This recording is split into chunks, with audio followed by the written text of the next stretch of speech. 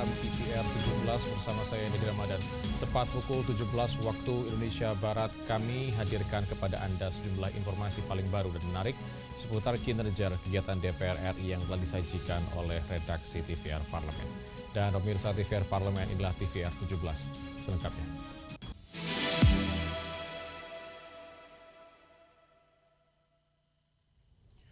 Pemirsa, Komisi 5 DPR RI dorong dukungan dan pelibatan masyarakat terkait penanganan karhutla, mengingat kebakaran di sejumlah wilayah masih membutuhkan penanganan yang kuat, terutama ketika keterbatasan personel akibat banyaknya bencana yang terjadi secara bersamaan. Kebakaran hutan dan lahan di sejumlah wilayah di Indonesia masih membutuhkan penanganan yang kuat, terutama ketika keterbatasan personel akibat banyaknya bencana yang terjadi secara bersamaan. Menyikapi hal itu, Komisi 5 DPR RI mendorong penguatan dukungan penanganan karhutla serta pelibatan masyarakat. Anggota Komisi 5 DPR RI Abdul Hadi mengatakan, keterbatasan personel Basarnas perlu diimbangi dengan dukungan peralatan yang memadai agar penanganan di lapangan tetap berjalan. Di sisi lain, Abdul Hadi menilai masyarakat perlu diberdayakan melalui edukasi dan pembudayaan agar turut mencegah kebakaran.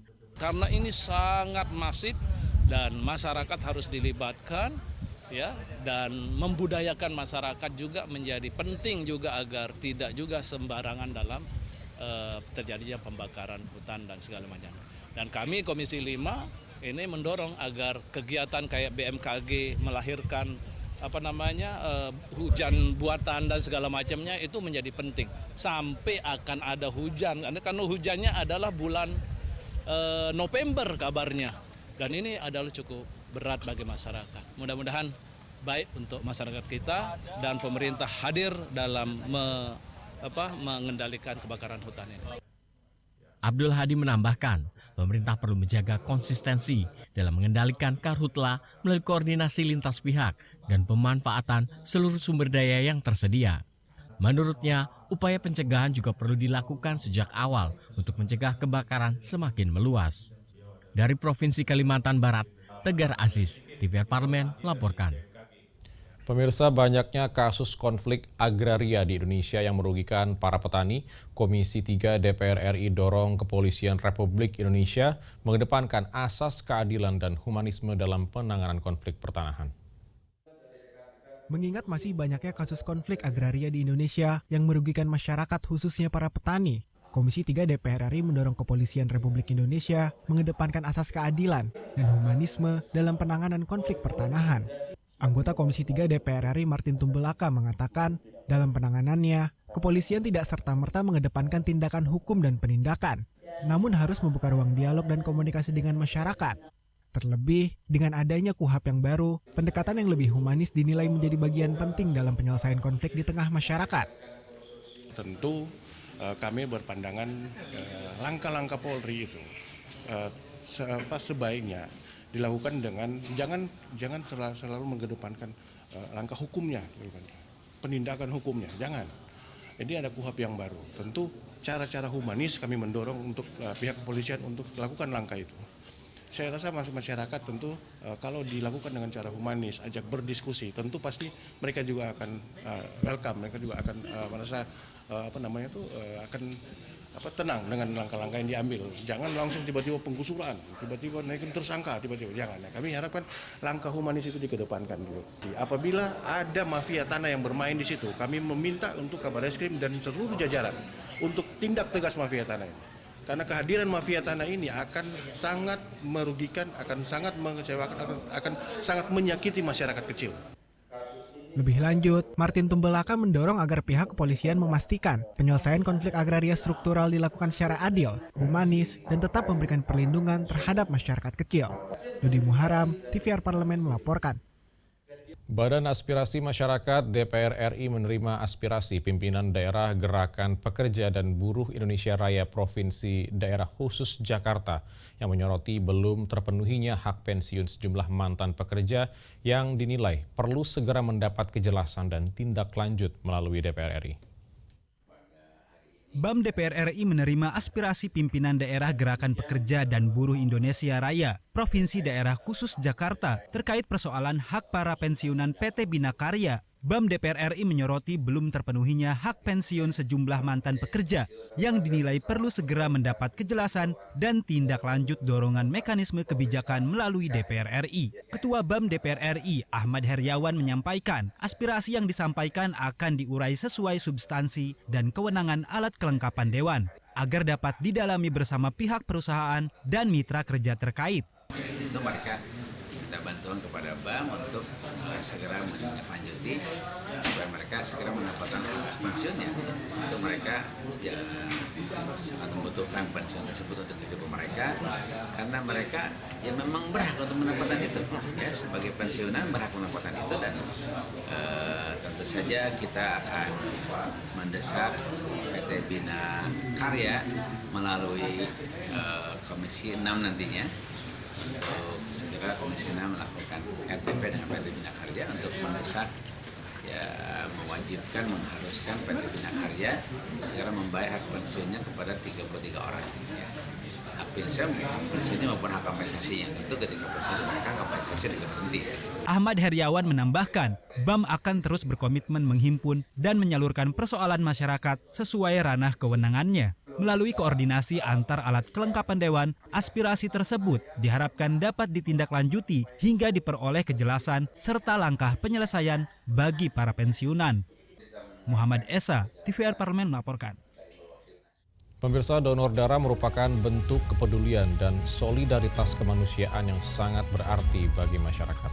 Oleh karena itu, DPR RI mendorong agar setiap bentuk apresiasi kepada para pendonor diberikan secara layak tanpa menggeser nilai kemanusiaan menjadi kepentingan komersial.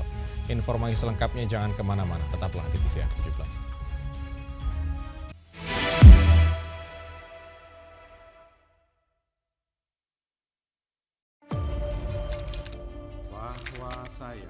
Bahwa saya demi Allah saya bersumpah dan seadil-adilnya periode keanggotaan DPR RI hingga saat ini, yaitu terdapat 126 undang-undang yang telah selesai dibahas DPR RI. Terima kasih rekan Elisa dan juga Danida. Pemirsa,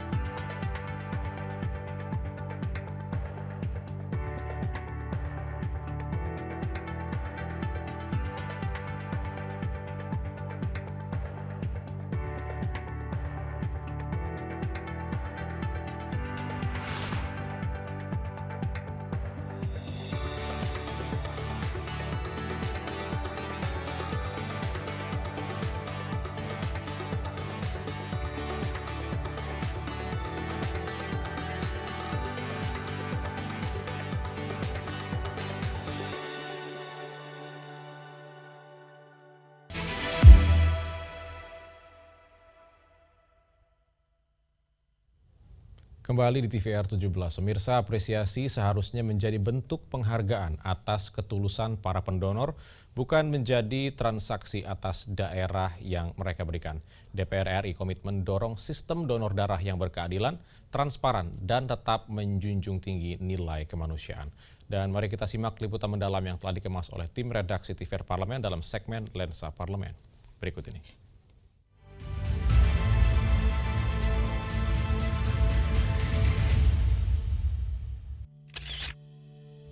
Mengacu pada standar WHO, kebutuhan darah ideal suatu negara adalah 2% dari total jumlah penduduk. Dengan perkiraan jumlah penduduk Indonesia mencapai 280 juta jiwa, kebutuhan darah nasional secara ideal sekitar 5,6 juta kantong per tahun. Namun, Kemenkes menyebutkan pada tahun 2025, ketersediaan darah di Indonesia baru mencapai 4,4 juta kantong. Pada Komisi 9 DPR RI, Forum Komunikasi Dermawan Darah dan Komite Donor Darah Indonesia menyampaikan aspirasi terkait perlunya apresiasi dan perlindungan hukum bagi pendonor darah, seperti jaminan kesehatan, dukungan suplemen kesehatan, dan penghargaan Satya Lencana. Anggota Komisi 9 DPR RI menilai wajar jika pendonor darah diberi apresiasi atau insentif dalam berbagai bentuk. Namun, pemberian insentif bagi pendonor darah jangan sampai bergeser menjadi komersialisasi ataupun transaksional. Bentuk-bentuk apresiasi atau insentif yang sesuai perlu dirumuskan secara cermat tanpa menggeser semangat sukarela melakukan donor darah. Penyelenggara kegiatan donor darah juga harus diberikan keleluasaan untuk menentukan nilai dan bentuk apresiasi bagi pendonor darah yang berpartisipasi. Ya, memang perlu juga diatur yang namanya insentif untuk bisa memenuhi kebutuhan darah kita yang sampai hari ini belum terpenuhi. Nah, oleh karena itu saya berpikir atau mengusulkan kepada pemerintah tidak masalah juga untuk memberikan insentif. Insentif beda loh dengan komersialisasi. Ya masa iya, nanti pendonornya yang sudah 100 kali padahal orang kaya raya mendapatkan perlinsos, kan nggak boleh juga. Tim Liputan TVR Parlemen.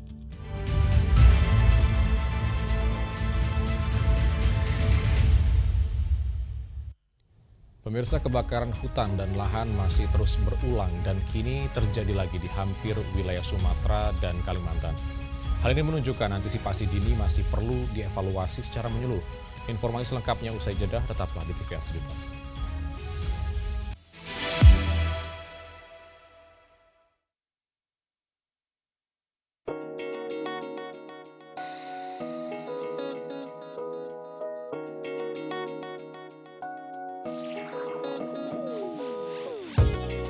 Kehadiran mereka tidak hanya mewakili suara perempuan, tetapi juga membawa perspektif yang beragam serta pengalaman hidup yang unik ke dalam proses pembuatan kebijakan. Saksikan Perempuan Parlemen hanya di TVR Parlemen.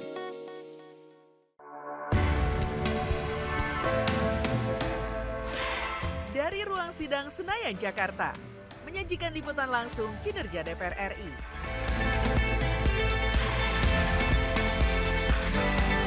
Dialog mendalam, investigasi, dan profil wakil rakyat. TVR Parlemen kini hadir 24 jam.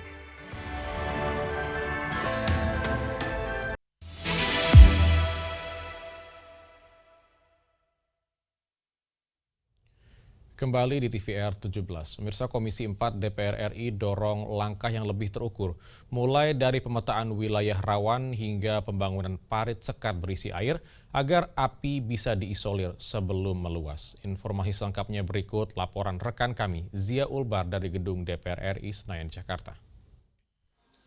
Baik pemirsa, BMKG memprediksi kebakaran hutan akan semakin luas dengan 83 zona musim. Kondisi ini meningkatkan resiko kebakaran hutan dan lahan atau karhutla meski hujan lebat masih berpotensi terjadi di berbagai wilayah. Menghadapi kondisi tersebut, Komisi 4 DPR RI menaruh perhatian serius terhadap kesiapan pemerintah dalam mencegah dan menanggulangi karhutla melalui penguatan deteksi dini, kesiapan personel dan sarana, serta koordinasi lintas sektor. Lalu sejauh mana strategi tersebut mampu mengantisipasi ancaman karhutla pada musim kemarau pada tahun ini? Untuk membahasnya sudah bersama kami yaitu anggota Komisi 4 DPR RI yaitu Bapak Rohmin Dahuri dari fraksi Partai PDI Perjuangan.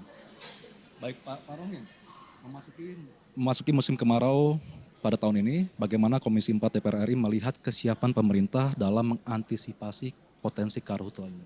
Iya, pertama Komisi 4 saat ini hari ini rapat dengar pendapat rapat kerja dengan Eselon 1 jajaran Eselon 1 Kementerian Kehutanan sangat penting bagi Indonesia bahkan bagi dunia, karena kita sedang membahas mengenai bagaimana antisipasi kita untuk mencegah atau meminimalisir ya kebakaran hutan dan lahan ya, terutama menghadapi El Nino yang diprediksi oleh BMKG akan terjadi sangat intens ya, mungkin parah mulai bulan Agustus ini gitu ya.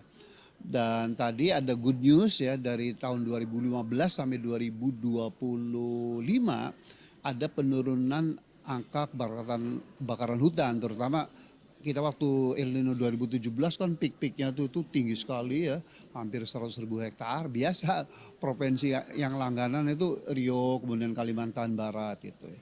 Jadi kami tadi pertama mendengarkan dulu jurus-jurus atau langkah-langkah antisipasi gitu ya dari pemerintah, dalam hal ini Kementerian Kehutanan, untuk sekali lagi mencegah atau meminimalisir dampak atau areal kebakaran hutan.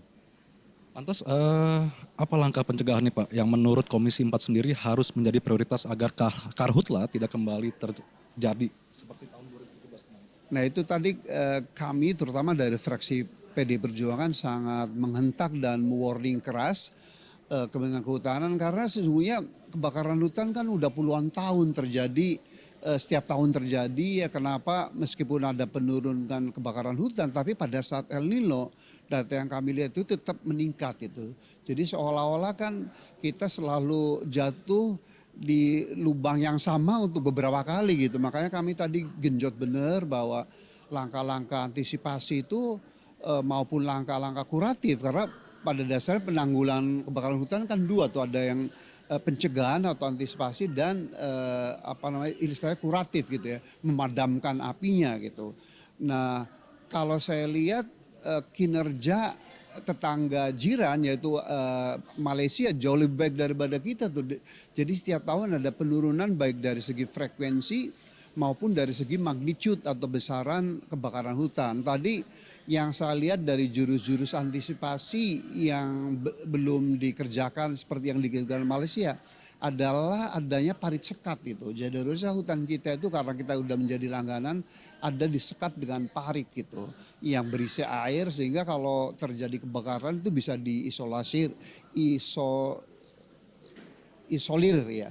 Kemudian yang kedua tadi dari Sekjen Kementerian Kehutanan mengungkapkan bahwa salah satu penyebab kebakaran adalah karena pembakaran rumput lahan dari pihak masyarakat lokal maupun perusahaan besar. Nah itu kan udah diketahui penyebabnya ya, harusnya kan kalau masyarakat lokal biasanya kurang kesadaran atau tidak ada alternatif mata pencarian.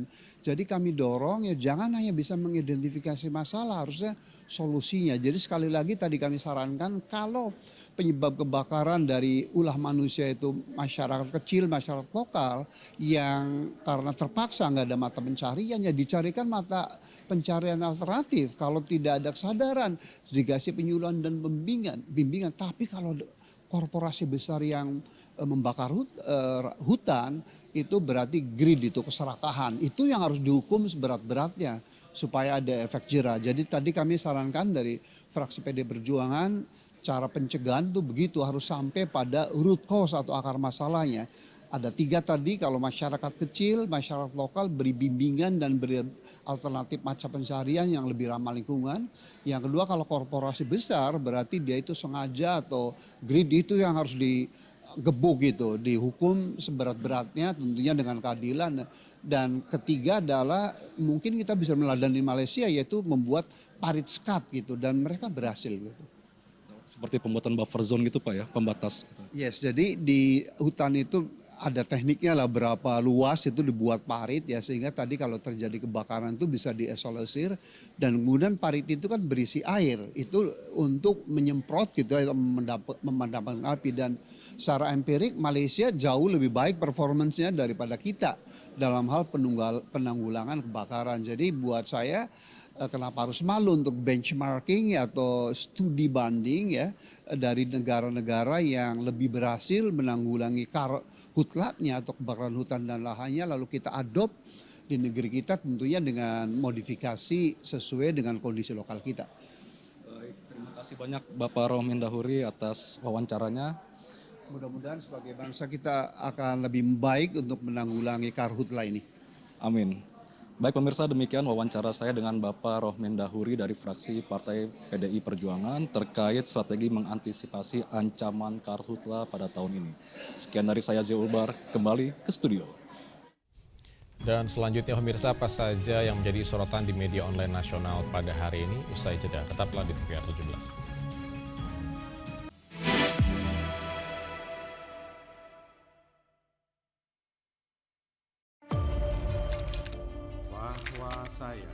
bahwa saya demi Allah saya bersumpah dan seadil-adilnya periode keanggotaan DPR RI hingga saat ini, yaitu terdapat 126 undang-undang yang telah selesai dibahas DPR RI. Terima kasih rekan Elisa dan juga Danida. Pemirsa,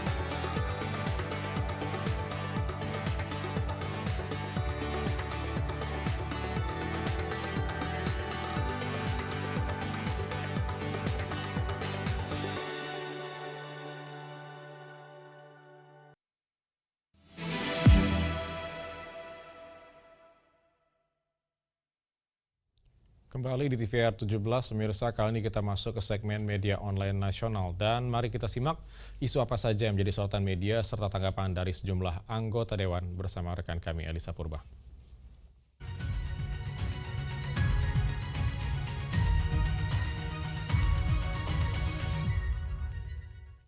Baik, terima kasih Dadi dan selamat sore pemirsa. Kita akan bahas apa saja yang menjadi headline di media online nasional pada hari ini.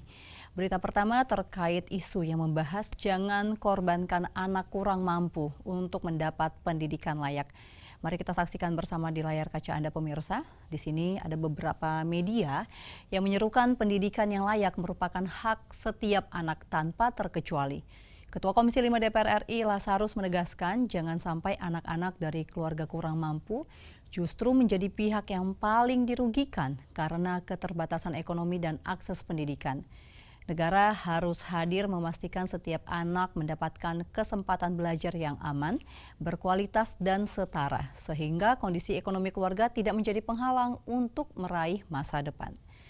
Pemerintah didorong untuk memperkuat kebijakan dan dukungan anggaran yang berpihak pada pemerataan pendidikan, termasuk memastikan fasilitas pendidikan dan akses pembelajaran tersedia hingga ke daerah-daerah yang masih tertinggal.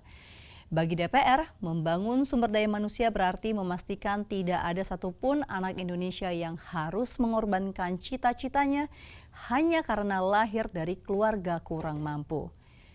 Pemirsa, pendidikan tentu harus menjadi jalan untuk mengubah masa depan, bukan justru menjadi beban bagi mereka yang paling membutuhkan.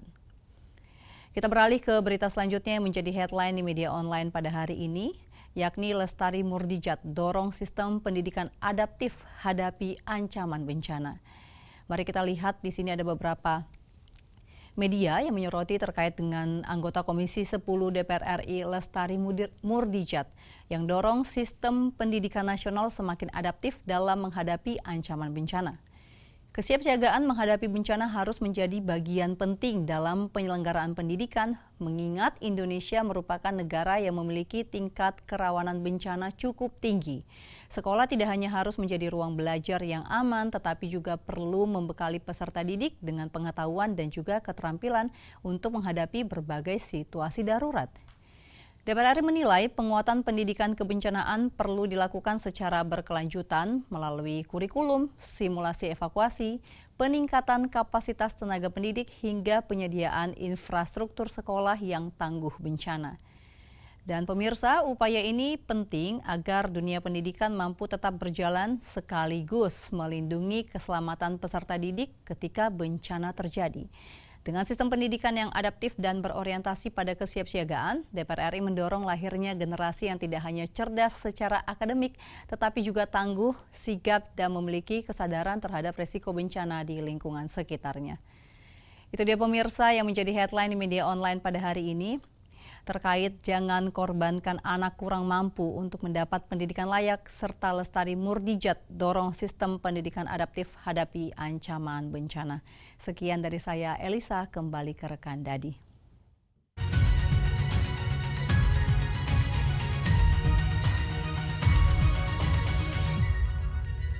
Baik, terima kasih Elisa yang telah menyampaikan sejumlah update sorotan dari media online nasional pada hari ini.